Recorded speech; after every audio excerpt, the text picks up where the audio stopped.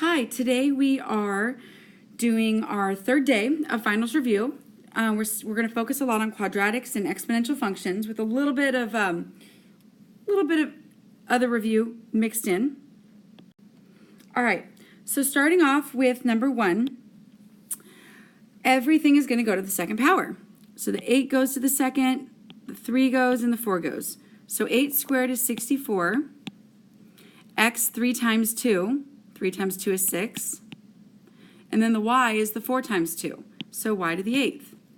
And you're done. Same thing with the second one. And I'll let you try that one on your own. So I'm not going to go through every single problem, but I just wanted to make sure that you, had a good sampling. So on number 2, which one is not equivalent to 9? So 3 of them make 9, and 1 of them does not. Well, right off the bat, I see, starting with A, anything to the 0 power equals 1. So that's it. That is not equal to 9. My answer is A. Number 3, rewrite using positive exponents. It just means get rid of the negative exponents. So this 5 to the negative third, what do negative exponents do? Goes down to the denominator. And if you want to just work it out, 5 times 5 times 5, 125. So that's good. All right, number 3. So 2 to the negative fourth, I'm going to go and move that negative exponent. I can't move it down. It's already down, so it's going to be moved up. And it becomes 2 to the positive fourth. 2 times 2 times 2 times 2 is 16. Perfect. This is review so far. All right, now we've got fraction exponents, but that's not a problem. So remember, 1/3 has to be multiplied by 4 on number 2. So I'm going to do 27 to the 4/3. Okay, the 4/3 is the exponent. So the 4 is going to stay with the 27, and the 3 is going to become the root in front. So the way that I would break this down is I would think, what number that goes into 27 is like a third power? And right away I'm hoping you think, oh, 3 times 3 times 3 is 27. So here's what we've got. We've got 27 4 times. So write it out 4 times.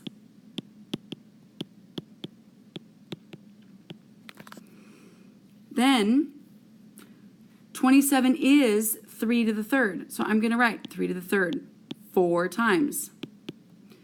I'm breaking this down really simply so that it's easy to know, oh, what do I take out? Everything's to the third root. This comes out as a 3. This comes out as a 3. This comes out as a 3. This comes out as a 3.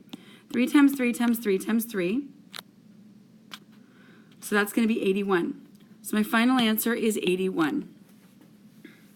And you can try the 36 one on your own.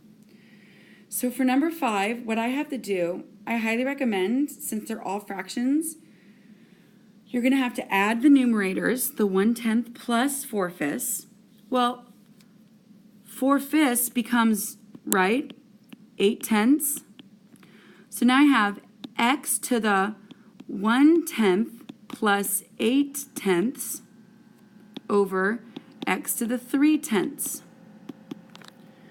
So we're adding the exponents on the numerator, x to the 9/10, and then on the denominator we keep it 3/10. Now that this is a division of exponents problem, I subtract, so I'm going to get 9 take away 3, x to the 6/10, always reduce when you can, 9 minus 3 was the 6, x to the 3/5, and you can leave it just like that. That's fine. Simplify number 6. Simplify rad 45. I know you can do that on your own. Pick a perfect square to break it down by. Okay, the answer is 3 rad 5, because 9 times 5 makes 45. 72, you can do that one on your own. Hint, 36 goes into 72, so you can use that info to help you. All right, number 7. we're just adding like terms. So I can do, 2x to the third is the only one by itself. These x squareds are the same. This x, just plain old x, and this negative 3x. And then negative 7 is all alone. So blue first, 2x to the third. Now purple, negative 5 plus 1, negative 4, x squared. Keep the backpack the same. And then reds, 1 plus negative 3, negative 2x. And then the 7's all alone by itself. Aww. Number 8, subtract. Just watch out for the negative and distribute that negative sign to everything. 2x squared plus 8x squared. 11x minus 1x. 11x minus 1. 11 minus 1. 10x. And then 8 minus negative 2 plus 10. Solving the following systems on number 9, systems of equations, is you don't want to graph them, and the best thing that you can do is probably set them equal to each other. So let me zoom in a little bit. Here we go. All right. Set them equal to each other and get them all together, because hopefully we'll be able to factor it, and that would be nice. So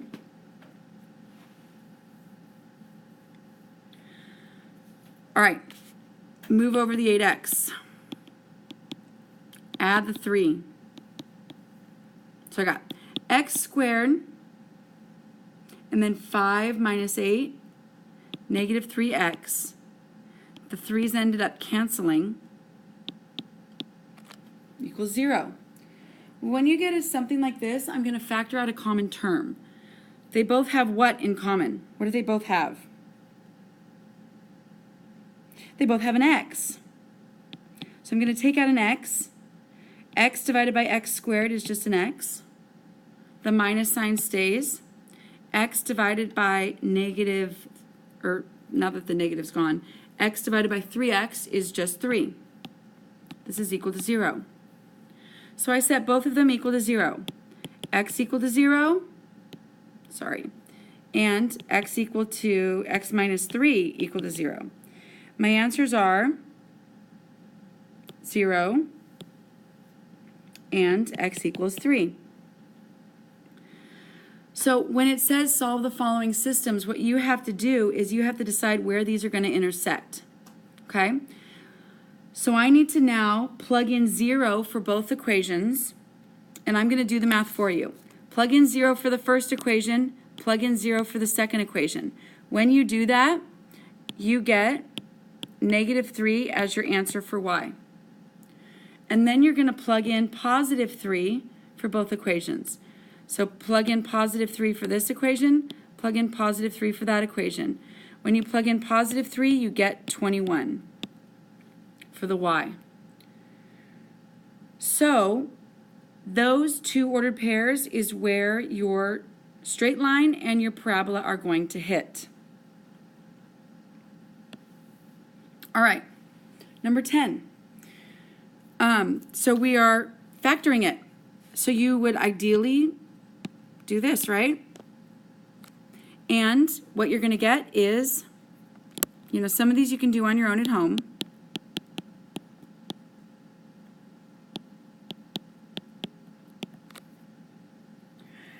I got negative 24 right here. I got negative 10 right here. 8 goes here. 8 goes there. And then you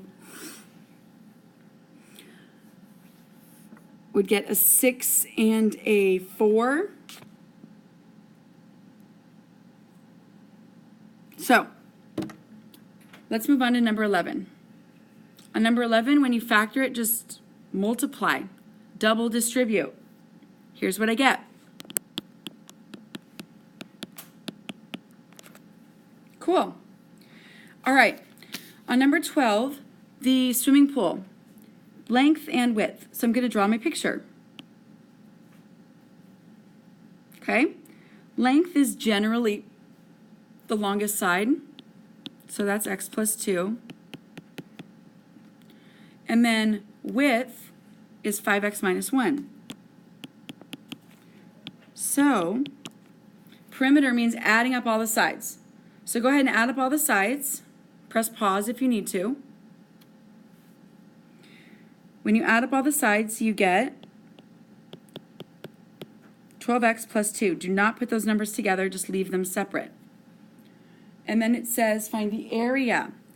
Area means this.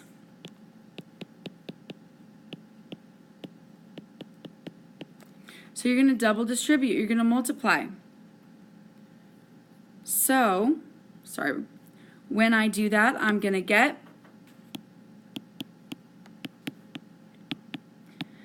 5x squared plus 9x minus 2.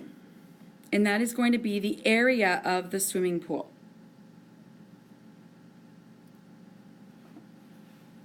Again, please make sure that you're pressing pause anytime that you need to catch up. Number 13. Well, x plus 5 squared means that you actually have to write it twice because it has that addition sign in the middle. When you double distribute, x squared plus 10x plus 25. All right, so this 14 is a tricky question because it asks you that one of your factors is x plus 4, and you don't know the other one. But when you double distribute, you get this. The b is what we don't know. So I would recommend that you do this. You're going to multiply to get 20, and you're going to add up to we don't know. So one of them is going to be a 4, for sure. So it's now what 4 times what makes 20? And it's going to be a positive b. See this positive b? So the answer is going to be that b equals 5.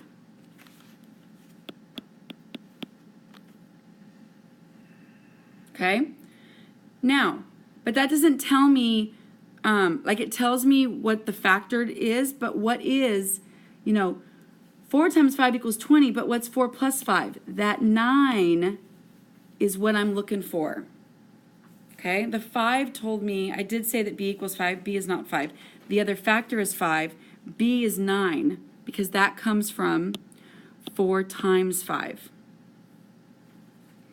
On number 15, factoring it completely means that I need to take out a common number. The common number is just an x. How many x's do all 3 of those terms have? They at least have what? They at least have 3. So you're going to get this 10x squared minus 13x minus 3. So now I'm just going to focus on right here, and I'm going to make my star. Well, multiplies to make negative 30, adds up to negative 13. 10 goes on top here. So I'm going to say 15 and 2, but how is that sign's going to look? A negative 15 and a positive 2. Again, don't forget, you're going to simplify 10 over 15, 10 over 2. So you're going to get a 5 and a 1, a 2 and a negative 3. Your final answer is, with this long parentheses factored, 2x minus 3, 5x plus 1.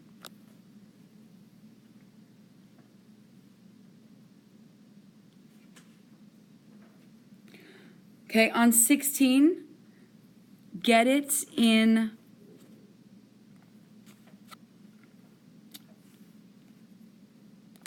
standard form, which means like ax squared plus bx plus c.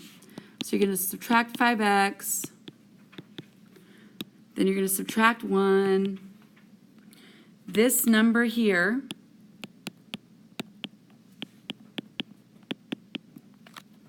is what you're going to be finding the solutions for. Quadratic formula. X equals negative b plus or minus the square root of b squared minus 4ac all over 2a. So when you do that, your answer is, and just due to time, I'm just going to tell you what it is, 5 plus or minus the square root of 37 over 6. Okay? A is 3. B is negative 5. C is negative 1. All right. The x-intercepts mean, if I factored it, what are my two parentheses? Well, it turns out that the really best thing for you to do for this is to first take out a 5. Because whenever there's something in common, you're going to want to take that out first. So then, this x squared minus 9, that's called the difference of squares because the 9 is a perfect square and x squared is a perfect square. So I'm going to get 5. It's x plus 3, x minus 3. So my x-intercepts, where is my parabola going to cross the x-axis, is going to be at, set this one equal to 0, set this one equal to 0. It's going to be at negative 3 and 3. All right, so what we're going to do is, because I've got 18 and 19, which are both similar velocity problems, I want to talk about given a word problem.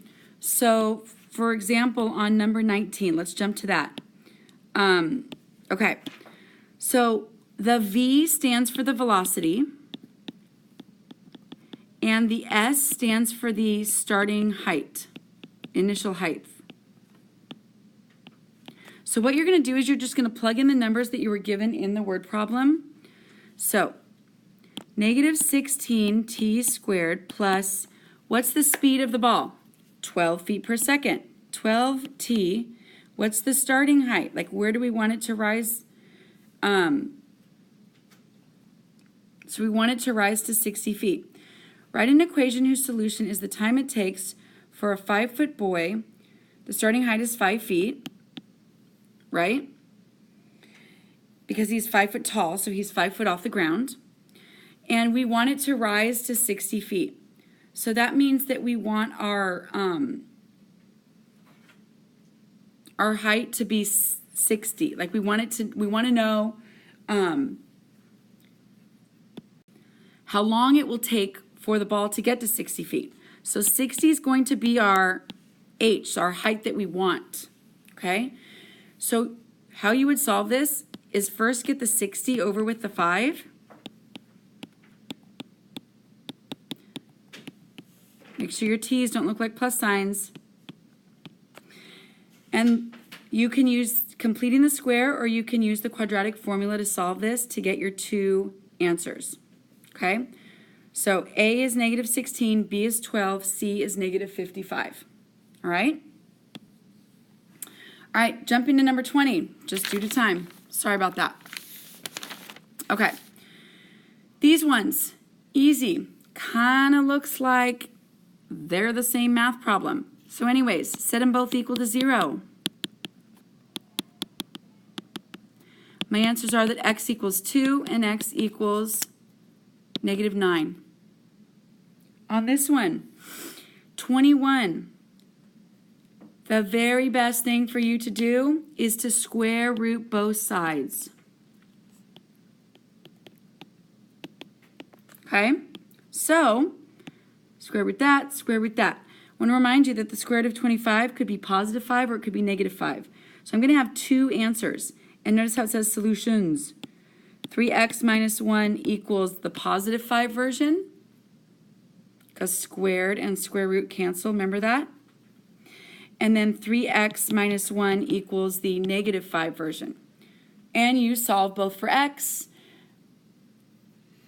You're going to get a 2, and you're going to get a negative 4/3. All right, graphing this on number 22. Table of values is really easy.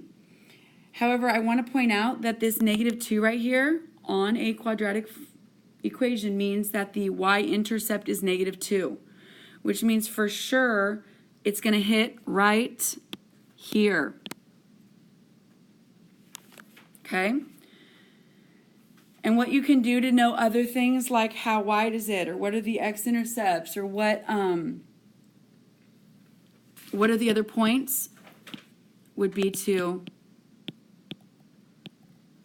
since my vertex, guys, is 0, negative 2, pick two numbers smaller than 0, pick two numbers bigger than 0, and remember they're going to match up. Remember how they match up like that? Remember that? All right. So your parabola is going to be upward facing. It's going to be pretty average width. So you could finish the ordered pairs on your own. On 23, what you're going to do is you're going to find the y-intercept. Well, the y-intercept means just what's the number at the end. Like what's that last number all alone? It's going to be my 6. 0, negative 6 is my y-intercept. On number 24, this isn't too bad because you just look at the graph and you decide what's what. So I've got my vertex, which is going to be right here, it's obvious, 2, negative 1. My y-intercept, where does it hit my y-axis? It hits right here. 1, 2, 3. 0, 3. My x-intercepts, where does it cross my x-axis? 1 and 3. Awesome. Press pause anytime you need it. Okay, just write an example. All right? Here we go. Linear, y equals mx plus b. So I'm just making this up. Quadratic has to have a squared in it. I'm using a sample that we did from earlier in our packet. Has a squared in it. We're done. Exponential. The exponent is the x. 2 to the x. Easy. Cubic, cube. When you think of cube, you think of like three-dimensional, or like cube root, or x cubed, 3. So it's going to be an equation that has an exponent of 3. Okay? All right. Cubic graphs look something like that. Okay? 26. Rewrite it in vertex form. So what I did is I actually went through and I did completing the square. I will do completing the square for A, but for B, you've got to do the completing the square on your own. So let me zoom in a little bit and kind of give myself some room. Okay. First job, get 15 to the other side. Y minus 15, leave some space, equals x squared plus 6x. Then I look at my b, and remember how I cut b in half? So I'm going to add b divided by 2 squared to both sides. 6 divided by 2 squared to both sides. Y minus 15 plus, this is going to be, I'll write it in blue so you know, 3 squared, which is 9. Hey, that 3 is going to be the number that we put in the parentheses. So, on the left side, do your negative 15 plus 9. Now, remember how I said that blue 3 is the number in parentheses? Okay. The last step is to get y alone, which is to add 6 to both sides. Here's my vertex form.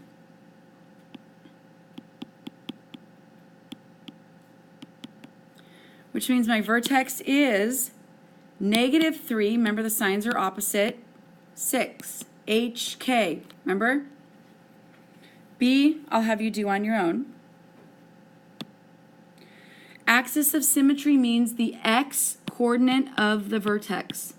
To find the x coordinate, you do x equals negative b over 2a. Negative 8 over 2 times 3. Negative 8 over 6. Negative 4/3. But that doesn't help us when we're graphing.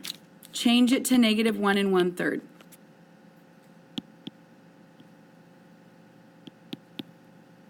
X coordinate of my vertex. All right, on 28, graphing it. I graphed it using a table of values, and I'm just going to give you what the answers are. My x-intercept is going to be negative 4, and my x-intercepts are negative 1 and 4. So what that means is my y-intercept was 4. So my vertex is going to be like down here-ish.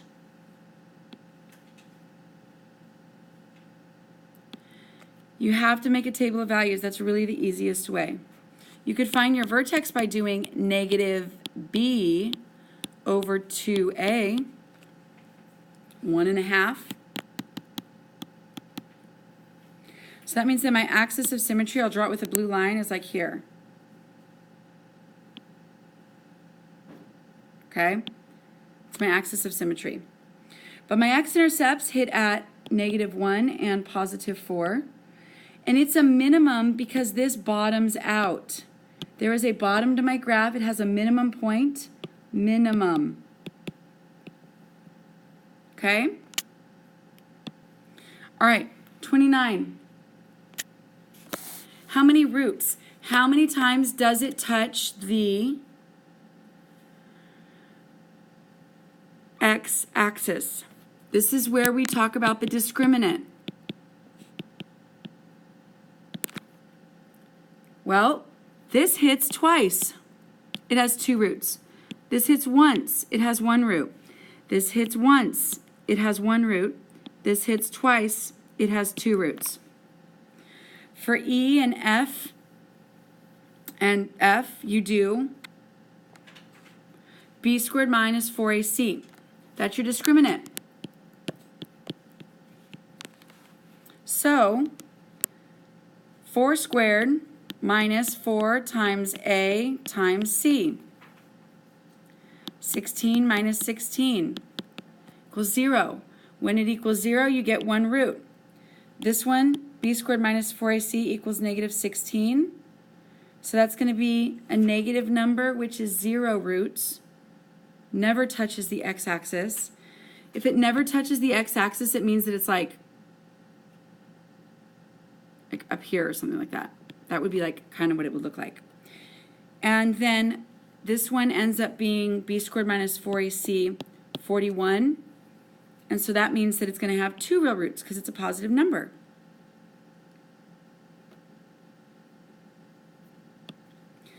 Find the vertex and then determine if it is a maximum or minimum point. You find the vertex by doing this. Work it out. It's a negative equation. That means it's going to be downward facing, right? That's not what the graph looks like. But downward facing means that it has a top point that it hits out at, maximum, okay? Then the vertex, and I already did it for you, but it's 6, 41. Okay? All right. What did we do to get from this first parabola to the second parabola?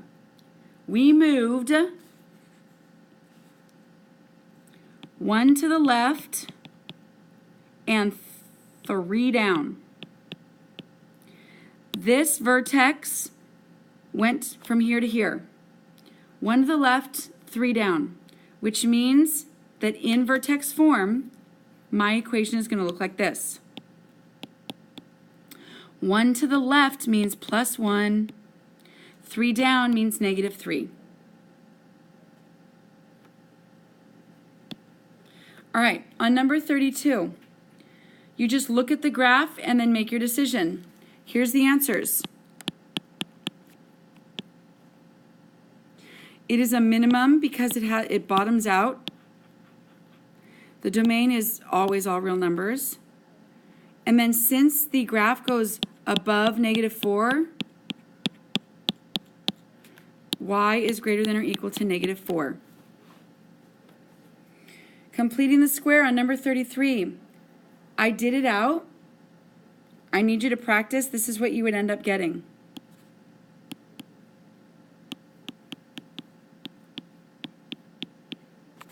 Okay? First step, add 6 to both sides. On number 34, if this equation were shifted 3 to the right and 5 down, that means that it would be 3 to the right and 5 down.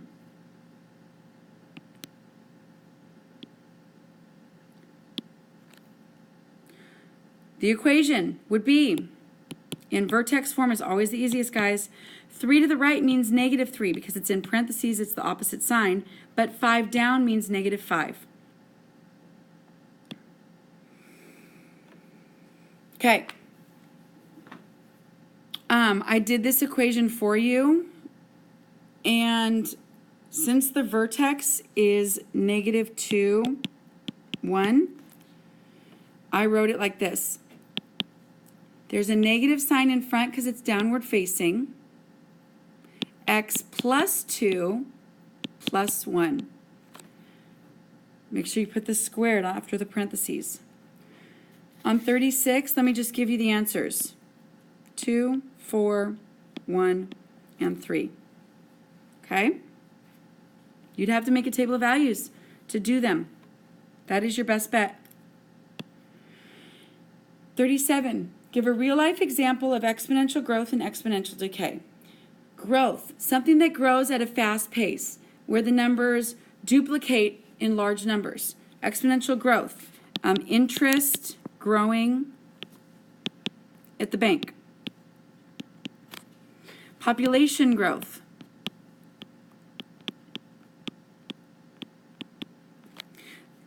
Decay, car depreciating. The word depreciation means that the price of the car goes down. So whenever you go to a car dealership and you buy a car, and you buy it for 30 grand, and then you drive off the lot. The moment you drive off the lot, even if you try to sell the car back the next day, you've lost money. So depreciation means every year your money goes, your value of your car goes down. Car depreciation. The value of your car goes down. Also, decay would be like if you're losing stock, if like a stock just plummets. You know the stock market?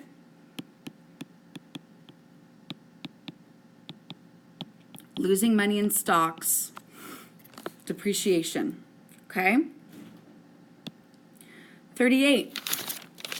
What is the intersection point? Where do they hit? Just look at them. They hit right here, and they hit right here. Those two ordered pairs are 0, negative 3, and 3, negative 1. Okay. 39. Given the graph below, is it a function? Yes. Does it pass the vertical line test? Does it ever have 2 points that are going to be the same? It does not have any 2 points, 2x points that would be the same. So yes, it's a function. My y-intercept is right here at 3. The domain, it's going to go forever to the right, forever to the left. So my domain is going to be all real numbers. And my range means, like, what's the horizontal asymptote? What's that number that it gets so close to, but it never touches? Well, that'd be here. So I'm going to write the x-axis, or, you know, like y has to be greater than or equal to 0. Horizontal asymptote, the answer would be x-axis. I know I'm rushing, but I'm hoping that you're pausing when you need to, if you need to catch up on notes. Number 40. This is our last problem. So you just look and say, which one's linear? Which one is y equals mx plus b? Graph 2, that's A. Which one is quadratic? It has a squared. It's a parabola.